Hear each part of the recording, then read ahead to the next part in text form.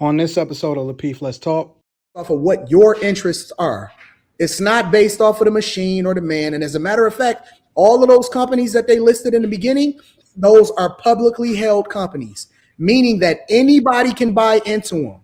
The CEO of those companies, they are literally nominated by the board. Anybody can own a part of that company. I own pieces of Disney. I own pieces. Like, what are we talking about? These are publicly traded companies. You don't even know who own them. You have no idea whatsoever. And so when it comes back down to it, it all comes back down to personal responsibility. We can point the finger all that we want. We can argue semantics and talk about how black culture is this and that and all of that. But when it comes down to it, what you consume and what it is that you adopt as your everyday, every single day you doing these specific behaviors, it's more of a reflection of the thing that I say is trash than the thing that you say should be celebrated.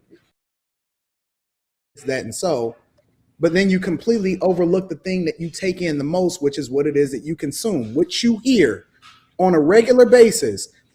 The thing that you take in and listen to, that's why they call the devil the prince of the air.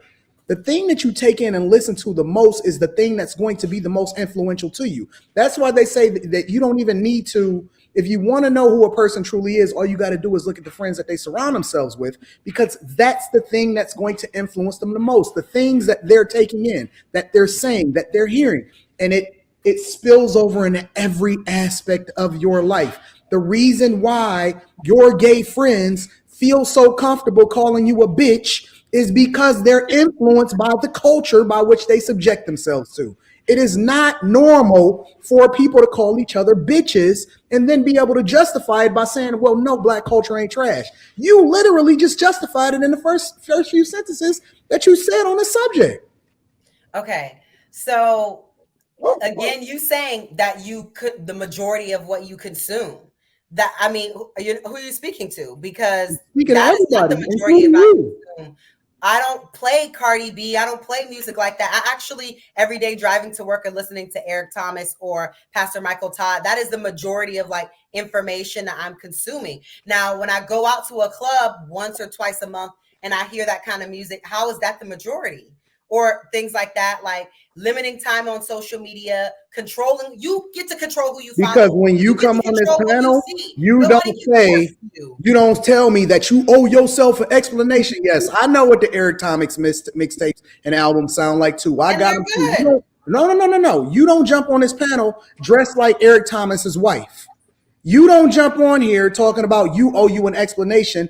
You get on here looking a certain type of way and talking a certain type of way that's not influenced by Eric Thomas. It's influenced by Meg Thee Stallion and Cardi B. Definitely not. Okay.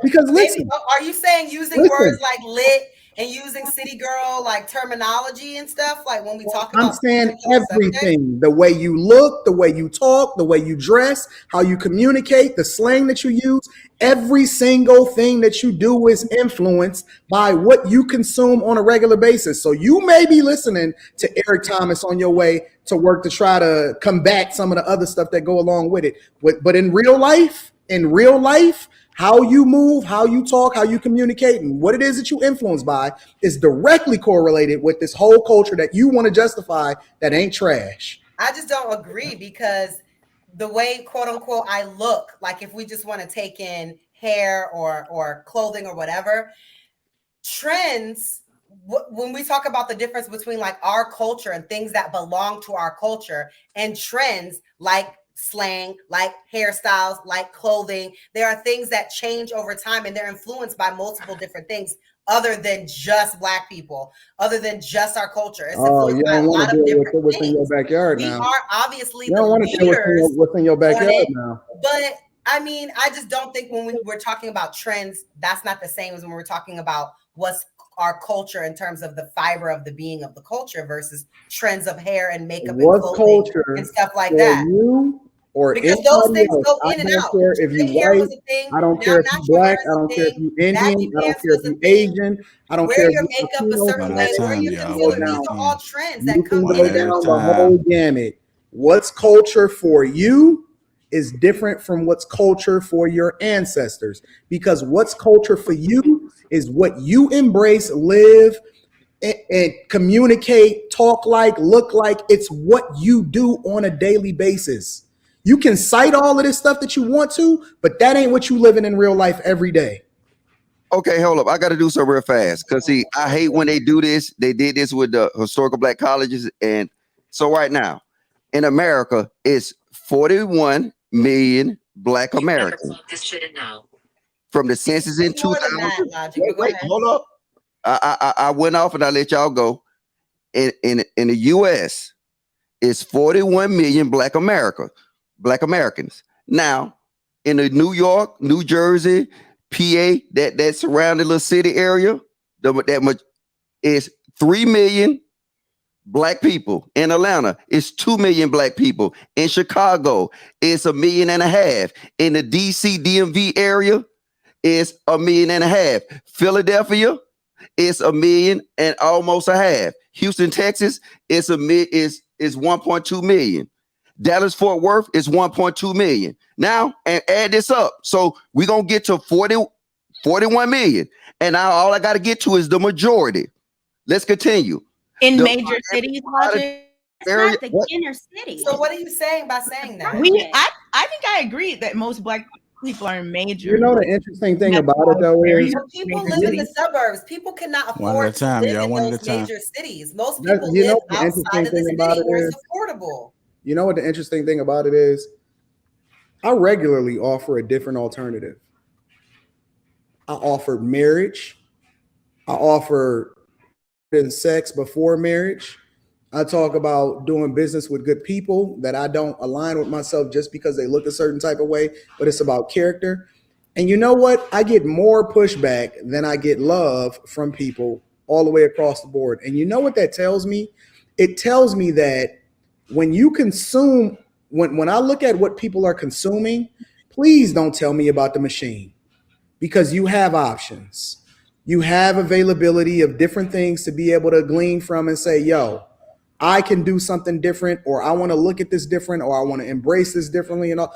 I don't want to see nobody blaming the machine, the man, whoever the mysterious they is in 2022. I don't want to hear nobody talking about the Victim Olympics. You have more options to consume what you want to consume. And I guarantee you that if we went through any of y'all social media and you look at your algorithm and you look at your YouTube playlist and you look at your Facebook and your Instagram and I don't even care if you want to go over to Snap and all of this. When you look at your algorithm, it's going to be a reflection of who you are. If all of your algorithm is trash, it's generated based off of what your interests are. It's not based off of the machine or the man. And as a matter of fact, all of those companies that they listed in the beginning, those are publicly held companies, meaning that anybody can buy into them. The CEO of those companies, they are literally nominated by the board. Anybody can own a part of that company. I own pieces of Disney. I own pieces. Like, what are we talking about? These are publicly traded companies. You don't even know who own them. You have no idea whatsoever. And so when it comes back down to it, it all comes back down to personal responsibility. We can point the finger all that we want. We can argue semantics and talk about how black culture is this and that and all of that. But when it comes down to it, what you consume and what it is that you adopt as your everyday, every single day you doing these specific behaviors, it's more of a reflection of the thing that I say is trash than the thing that you say should be celebrated.